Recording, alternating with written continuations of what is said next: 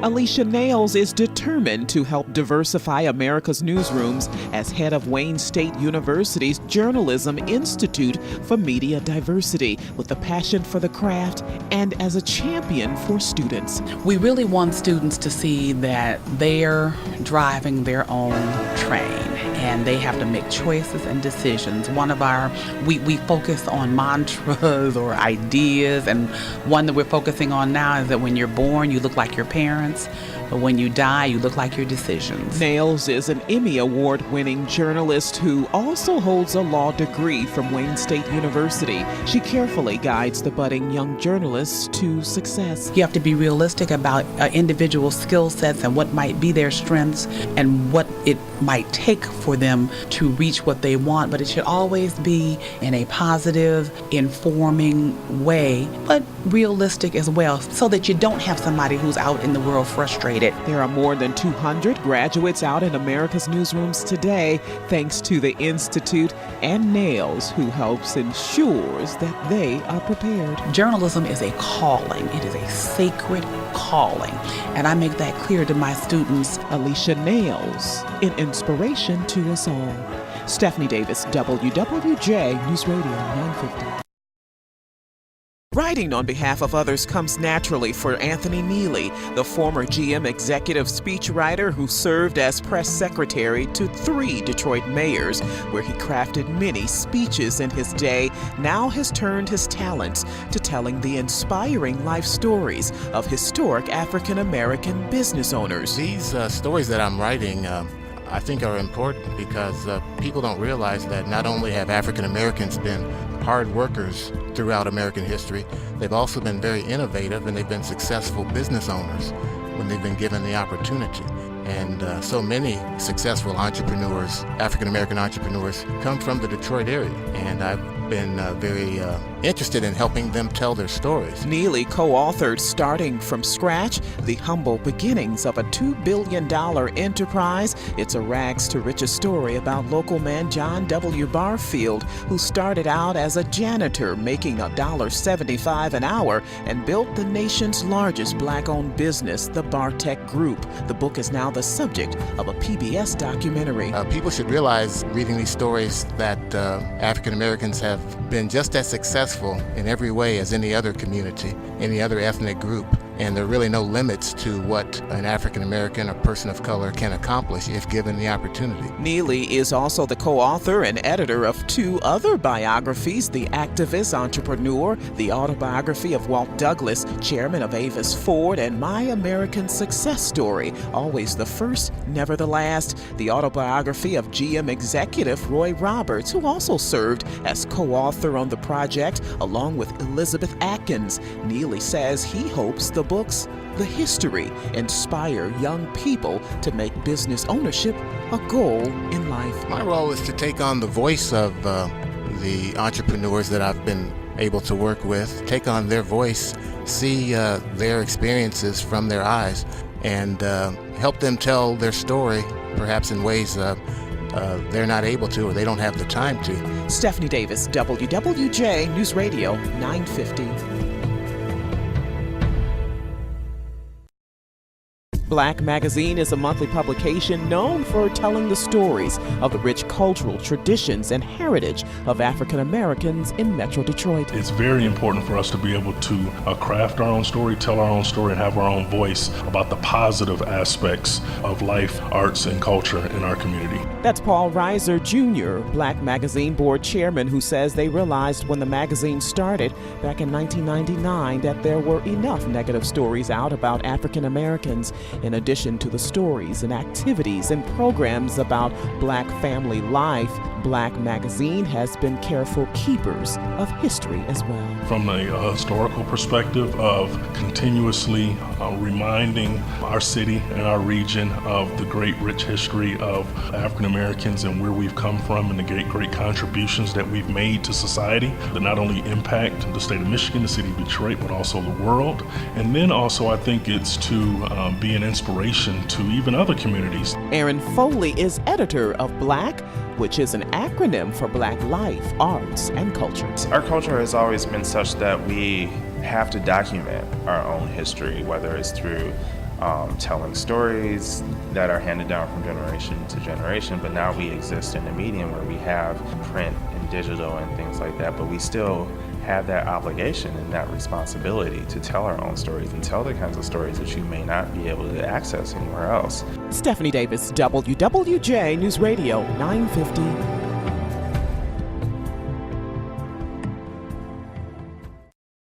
The Charles H. Wright Museum of African American History just celebrated its 50th anniversary. We are so very proud of this institution, especially as we look back over its 50-year history and know that it came out of the grassroots, and Dr. Charles H. Wright, along with people that he worked with and his patients that he encouraged to join the museum and work with the museum, built this institution as a place for us to be able to tell our story. Juanita Moore is president and CEO of the Wright Museum, which originated in a house on West Grand Boulevard in 1965. Now it's a 125,000 square foot state-of-the-art facility that sits on East Warren next to the Science Center. We have our core exhibition is 22,000 square feet that takes you from prehistoric Africa to modern day Detroit.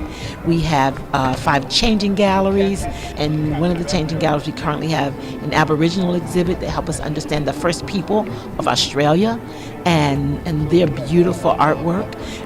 And we have an exhibition called The Power of Knowing, The Power of Collecting, and that features local people in Detroit. February, of course, has been busy at the Wright Museum. Moore says for them, every month is Black History Month. She encourages people to stop by the largest institution of its kind in the world, dedicated to the African American experience.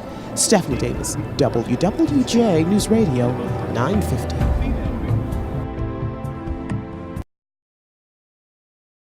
You can listen to these two women tell stories all day. Amy Jackson is one of the founding members of the Detroit Association of Black Storytellers, who says all they wanted to do over the years was to tell their own stories. The history must be told, and we must tell it, not someone else.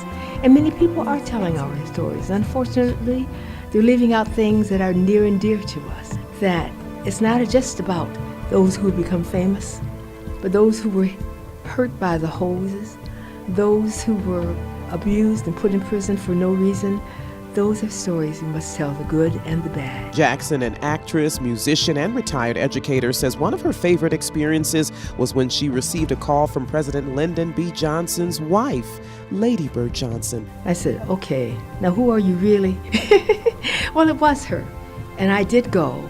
And that was my favorite only because they brought all the children from the areas, the urban areas, to hear a storyteller talk about Elijah McCoy. Then there's Saturi Shakur, actress, singer, and comedian. And I love listening to people's story. I love talking with people and getting to know each storyteller.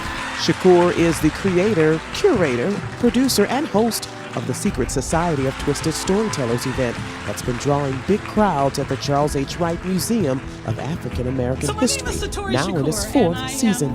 We brought Dick Gregory in November 2014. We brought George Clinton in November 2015. And we plan to bring other storytellers who have ties, historical ties to Detroit, and have stories to share, and that will heal and transform the community and bring it together. Stephanie Davis, WWJ News Radio 950. Detroit-born and raised, Dr. Carl Taylor, a Michigan State University professor of sociology, says he has an obligation to give back, something he learned early in life. I consider myself, as Marian Wright Edelman had declared, I'm an activist scholar, meaning that when I go into a community, one, we hire people from the community. We listen to what is going on, the good, the bad, and the ugly. And then we give it back to that community and to society, saying these things are going on, and this is what we have found. That's our job, and not to paint pictures, but to gather facts. Recognized nationally as a solid ethnographer, Dr. Taylor's body of research work in Detroit spans decades. He knows about the problems facing his beloved urban American city and others. 2 of his books summarize violence on communities that stem from gangs and drugs. My mission is to enlighten, to educate not only Detroit, but indirectly the Southeast Michigan and ultimately the whole United States and the world. He believes strong homes and families like he had coming up in Detroit come from early investment, intervention, and education. He tells his students that the key to success starts from within. I was taught as a young child by my mother, what you put in life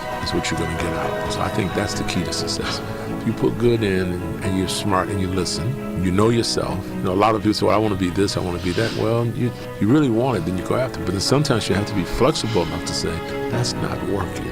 Dr. Carl Taylor, an inspiration to us all. Stephanie Davis, WWJ News Radio 950. He walked the halls of Cass Tech High School and is now the president and CEO of the DMC Harper University, Hutzel Women's, and Detroit Receiving Hospitals. Dr. Reginald Eady knew he wanted to be a doctor when he was in the 5th grade, when it was just a thought. As a man thinketh, or as a woman thinketh, so is he or she. So if you just, it's as simple as if you just believe that you can do something or that you will do something, it will happen. I mean, I think the environment, the earth, people will make sure or ensure that they help you create a path towards your success. I really think it's that simple. So it's just faith-based. Dr. Eady is a Wayne State Medical School graduate and former emergency room doctor who has a mantra: education through explanation. And with that, Dr. Eady says he feels obligated to pass on what he's learned to help educate Detroiters about leading healthier lives, especially when it comes to the foods we eat. I'm trying to share or spread the good news about the benefits of food, at the same time, or the antithesis of that being how it can be harmful. So that's my job. I believe that's why I was created, and that's what I will continue to do. Dr. Eady was just recently part of former President Bill Clinton's Health Matters Summit, where he was the only hospital leader on the panel representing hospitals across the nation.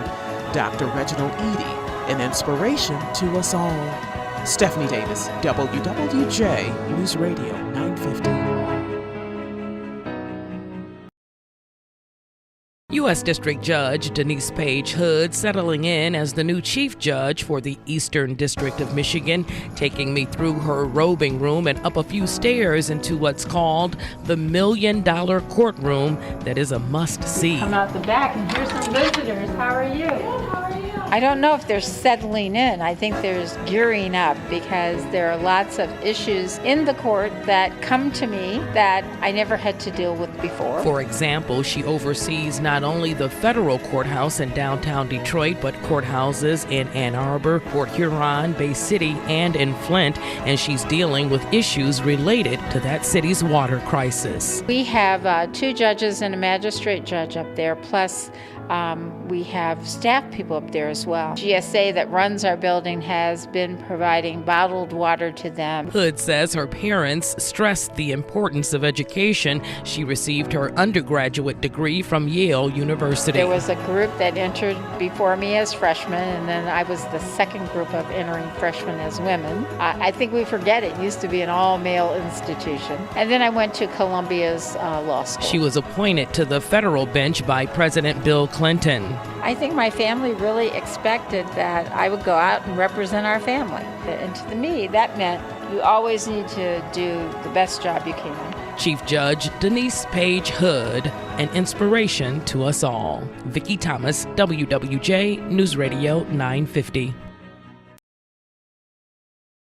There are very few fresco artists, especially in the United States. And Detroit's own muralist, Hubert Massey, is one of the few. I would say in the world. It's really an ancient form of painting. It's really a thousands of years old process, but it lasts forever. The award-winning Kresge Fine Arts Fellow is the only known African-American commissioned fresco artist in the country, and he learned from the best. I was a student of the assistants of Diego Rivera, Stephen and Lucien Bloch Dimitrov, who actually assisted Diego Rivera back in 1932 to do the frescoes at the DIA. Massey has been commissioned to do a gigantic fresco painting at Cobo Center, which has about 1.3 million visitors each year. This will be the actual second largest fresco in Detroit since the Diego Rivera murals were done in 1932. It has a Spirit of Detroit theme, complete with the Supremes. They'll be in the form of the Supremes, and each one of the women there will show different types of industries. And he says it'll actually look better 100 years after the initial painting is completed, meaning he's preserving the history of Motown. And I sort of see myself on that type of line of being a storyteller and trying to tell the history and the culture and the vibrancy of this wonderful and great city of Detroit. It'll be unveiled with a lot of fanfare at the Detroit Auto Show in 2017. Vicki Thomas, WWJ News Radio 950. Ken Coleman's mantra is "History Lives." The former radio producer, newsman, and political consultant who used to read old Detroit Tigers and Pistons newspaper box scores as a kid was drawn to history. And now I've been a professional for 25 years. Lots of those people that I met 25 years ago are really historic figures, whether they're still with us or not. And so I think all along the way in my life, there were sort of glimpses that chronicling African American history in Detroit has been something that I was just sort of destined to do. Coleman has written 3 books and counting.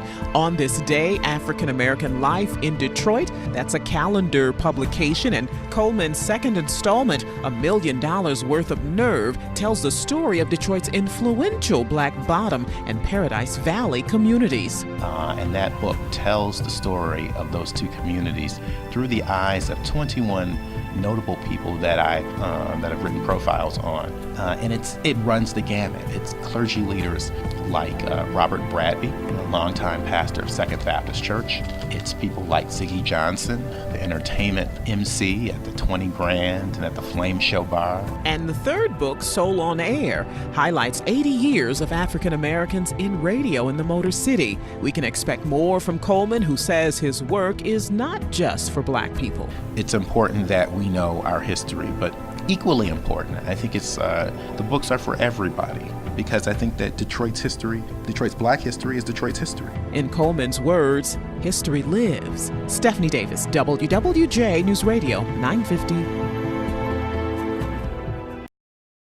If you see Rock Ventures or Quicken Loans or any of the family companies volunteering or making philanthropic donations in the community, think of Leslie Andrews. The Detroit native who still lives in the city is the Director of Community Relations and Corporate Philanthropy. Andrews, a Spelman College graduate, leads with an understanding of her obligation to the community. I start every single morning the exact same way. I get up and I tell myself, I do not know what this day holds, but I do know what I must hold in this day. I must bring my best self every day, every time, no excuses. She says the goal by year's end is to have employees log 100,000 volunteer hours. She and her team took part in Neighborhoods Week last year, where they helped transform the Osborne community. You have to look at people and see, what can I do beyond my normal life, beyond my normal giving, that will make a difference in someone else's life past the day that I do it. And with that attitude, I made sure that everyone handled that neighborhood gently, kindly, respectfully, and that we did what we did reverently, because it was coming from a very good space. Andrew says she is driven by courageous people. The longer I'm on this earth, I realize that it is less about what you know, and it's more about what you will do about what you know. And courageous people through history, courageous people in my family, courageous people who never make the news, courageous people that I know personally, and the courageous person I strive to be, and the role model I want to be for those behind me, because that's truly what most situations call for. Leslie Andrews, an inspiration to us all. Stephanie Davis, WWJ News Radio 950. Luther Keith had a distinguished career as a journalist working for the Detroit News for over 30 years. I literally started in the basement of the Detroit News when they had the printing plant there back in 1969. While I was in college, I actually loaded trucks. I was a jumper. He worked his way up to senior editor and columnist. After retiring 10 years ago, he founded Arise Detroit. I wrote down an idea to create an organization to help all organizations. The nonprofit started with 22 founding groups and now has over 400 today. And we've been involved in doing hundreds of community service projects, motivating thousands of volunteers, being contacted by people all over the world interested in Detroit. The group celebrates its 10th anniversary later this year with a huge celebration for Detroiters. We wanted to have a big wow factor because Arise Detroit could not exist without the people of Detroit. They have made Arise Detroit. They have made Neighborhoods Day. They are really at the heart and soul of what we do. Keith says his parents were a huge influence in his life. My father, he started a program called the United Committee on Negro History back in the 50s, and they had what they called Negro History Week programs, and he had people like Carl Rowan and Benjamin Mays. When I was a kid, and I couldn't gain a full appreciation for what he was doing, but it really was subliminally planting a seed for me. And the one thing that he always told me is, he says, make sure you help somebody else. Your success can't be just for yourself, particularly as a black person. Your success can't be just for you. It has to be for other people. Luther Keith, an inspiration to us all. Vicki Thomas, WWJ News Radio 950. Mattel Matt Dawson was known as the forklift philanthropist. He worked for Ford Motor Company for 60 years, working double shifts, holidays, and weekends. Living a modest life in a Highland Park apartment, Dawson invested wisely and saved his money. While still working, Dawson was able to donate over $1 million, some to Wayne State University, Louisiana State University, the NAACP, and the United Negro College Fund, and a few churches as well, including his own in Detroit, People's Community Church. Dawson told Jet Magazine that today's youth are our future, and education is the best investment that he could make. At Wayne State, he endowed a scholarship fund with $200,000, providing 4-year scholarships for several students. Wayne State awarded Dawson an honorary Doctor of Humane Letters degree. Dawson was a proud UAW member of Local 600. His co-workers say he was a quiet man who kept to himself. They never saw him with new cars or fancy clothes. He once told a reporter that he wasn't trying to impress anybody. He just wanted to help people, leave a legacy, and be remembered. Dawson died after retiring in 2002. He was 81. Mattel Matt Dawson, an inspiration to us all.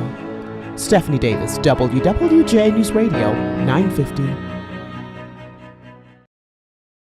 The Michigan Chronicle, known as the voice of the community, turns 80 this year. We became known as the voice of the community because we really told the story of the labor union getting started in this city.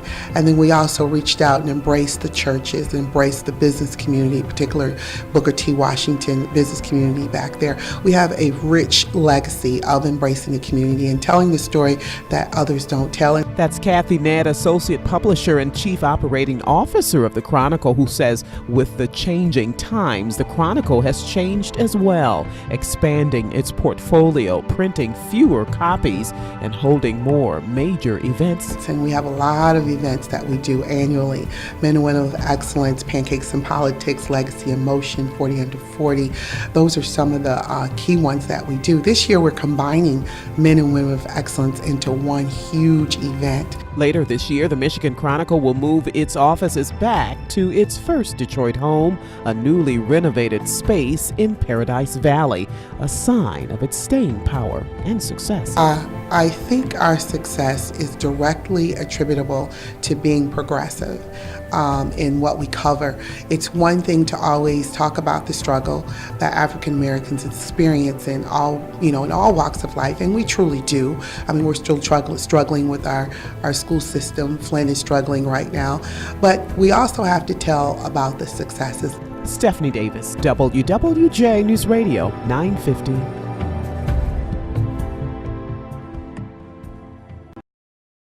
Maurice Hardwick, known on the streets as Pastor Mo, is not your typical minister. And God told me, he says, Pastor, I never told this generation they have to die to be in peace. He said, tell them to rip the R and leave the L and to live in peace. He comes from the streets, a former drug dealer who was shot 7 times. Fed up with the violence and the killing in Detroit, he started the Live in Peace movement a couple of years ago. If I do not like this and I don't advocate it and I'm not part of it, then where's my protest? So we protest and we lament over the blood that run through the streets of Detroit about young people.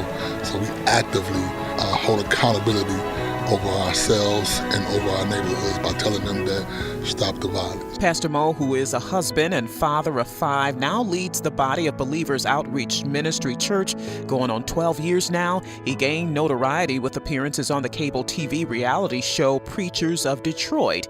He and his crew hit the streets every Tuesday sporting their black Live in Peace t-shirts, stopping at gas stations, liquor stores, Coney Island restaurants, and even high schools with the message of peace. And when we go out with the power of God. We feel no less than protected by archangels. We feel like God is with us. We feel like God is sending us. Pastor Mo, an inspiration to us all. Stephanie Davis, WWJ News Radio 950. Otis Bellinger wears many hats. He's the assistant director of the Matrix Human Services Center on Detroit's east side, working to improve conditions in a hard-hit area of the city. We have various social service agencies and community partners that partner with us to serve the residents of the 48205 zip code. Some years ago, CNN said that it was one of the worst zip codes in the nation, but at Matrix, we're here to prove to the world that something good can come out of 48205. In 1991, he started the Building Better Men mentoring program, knowing that many of the young men in the city are growing up just like he did. When I was 12, I grew up in the Dexter-Davidson area, so I promised myself that if I was ever able and God would get me out of that situation, that I would do something for other young men. Myself, if my father walked in here now, I wouldn't know him, so I know what that feels like. I know what that pain and that void feels like, so pretty much dedicated my life to the development of brown and black males. Bellinger spends a lot of time talking to young men. Coming to better what? Person. Coming to better what? Person. 85% of all youth in prison come from fatherless homes, 20 times the average. Say despite those statistics, you can make it. The organization celebrating its 25th anniversary this year with the crowning achievement of helping over 600 young people go to college. They'll celebrate with a 2-day summit in June with 300 young men and about 1,000 parents. Otis Bellinger, an inspiration to us all. Vicki Thomas, WWJ News Radio 950. This is your weekly entertainment magazine. On PulseBeat.tv, you'll hear and learn more about the greats in entertainment, arts, and culture, like Leontine Price, Sammy Davis Jr., the Queen of Soul Aretha Franklin, and even Big Sean. Emmy-nominated host Greg Dunmore says they aim to make PulseBeat.tv engaging, insightful, and entertaining. Detroit is the mecca of that. When you think of the greats that have come out of this city, be it jazz, be it music, dance, the dramatic arts, Detroit certainly can claim a very special positioning, so we wanted to cover this very rich history. And because Detroit being a city for so many years that has been predominantly black, certainly the richness of this wonderful tradition of arts, entertainment, and culture comes out of a black experience, and so we're telling that story. PulseBeat.tv is in its 5th year and airs on TV 20 Sunday mornings at 10. Dunmore with his team, executive producer and photojournalist Joel Boykin and Michelle Parazon, field producer, all take pride in shining the light and telling the stories. Well, I'm very privileged to be part of this team because Joel and Greg are extraordinary storytellers and custodians of our story. You know, PulseBeat.tv is intelligent television. Dunmore loves the work, and it shows. PulseBeat.tv can be found on the air and online. There is a special love that I have, certainly reflecting my heritage as a black person, and the fact that when you talk about the contributions of black Americans, you're talking about something that is indeed universal. Stephanie Davis, WWJ News Radio, 950. People come from all over to take a tour of Second Baptist Church in Detroit. They are fascinated by its history. It's the oldest black church in the Midwest. Started by 13 former slaves in 1836, the church located on Monroe Street was a stop on the very sophisticated Underground Railroad, a system that helped runaway slaves reach their freedom. Well, Second Baptist Church is a mother church in many ways, and it has a legacy. The first place a person learned to read, a person of color learned to read, was in the Baptist church. Illegally at first. So it's really like our legacy, to teach. That's Bobby Folks Davis, the director of tours for the Detroit Underground Railroad Historical Society at the church. Davis, who's also a member of Second Baptist, took me on the tour, in part in character. I'm gonna pay this fella to be your station master. He'll tell you what time this old train run. And because they're not that good in putting tracks down, I'm gonna pay this fella to stay on the train. While all the white folks were talking about the train using these words, those in the abolitionist areas started to use the same term to mean something else. She says they get a lot of visitors during Black History Month and during family reunion season as well. Though Second Baptist is rich in history, it's still a living, breathing house of worship. So we have tours only certain times. That does not interfere with worship service. Stephanie Davis, WWJ News Radio, 950. Summer Woods smiles wide when she talks about her role as an adult mentor with the Midnight Golf program, now going on 8 years, touching the lives of more than 200 young people a year. So I love our young people. I'm really passionate about young people within the city of Detroit. As part of the program, Woods teaches high school students life skills, helps them secure critical internships, and wraps her arms around them. She also tells them to prepare for the challenges ahead and that you can't skip the struggle. So that's always my saying to them, that they can't skip the struggle. So instead of looking at the glass half empty or half full, I want them to think about the glass as refillable. Woods says she believes it takes a village to raise a child. My mother always instilled in me the sense of community and that we're in this together, and there is no such thing as I made it or us versus them. It's us. It's not me versus them, it's us. Summer Woods, an inspiration to us all. Stephanie Davis, WWJ News Radio 950. Before his death in 2013, Ted Talbert earned 5 Emmys for his work, but his baby sister, former Wayne County Commissioner Edna Bell, says he did not start out producing award-winning documentaries. He tried to be a comedian. He worked around the city at different clubs, Phelps Lounge and some of the other clubs. As a matter of fact, they paid him one time not to come back. Back in the 70s, Bell says Talbert started Dial-A-Joke. It was before the music on hold. He would tell these jokes, or I would tell these jokes that he had written for me, and the voice you would hear would be my voice. And then it was on to his next venture. He was a manager of the Detroit Emerald Singing Group, and they were a group of guys that we grew up with and went to high school with and lived in the neighborhood, so he was their manager, and so we'd run around to all sorts of clubs around the city. And Bell says in the mid-70s he found his other passion, writing and producing documentaries. An Eagle Should Fly, one of the favorites, only because at Northern High School, one of our teachers was a Tuskegee Airman. Joe Lewis was his favorite person. And so And Still the Champ is one of, I think, his favorites. She's making sure his legacy lives on through others.